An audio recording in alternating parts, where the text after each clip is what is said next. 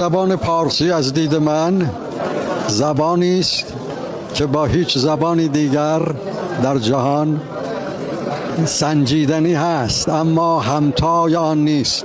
من دانشورانه به برهان بارها گفتم و نوشتم که زبان پارسی از دید ساختار پیشرفته ترین زبان است در میان زبانهای شناخته شده. زبان پارسی به پرند میماند، به نرمی، به نغزی، به زیبایی پرند که بافته است ابریشمین.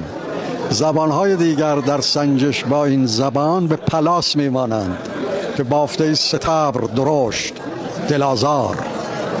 پس از خرد، از دانایی، از زیبا پرستی به دور است که ما پرنیان را با پلاس بپیوندیم. پایگاه های زبان و فرهنگ و ادب و اندیشه و هنر و تاریخ ایران یکی تاجیکستان است، دو دیگر ایران. اگر ما می‌خواهیم ایران ما به اون شکوه و شگرفی پیشین خود برسد، باید اون را بشناسیم، به دیگران بشناسانیم. خاستگاه این شناختن و شناسانیدن در این روزگار این دو کشورند.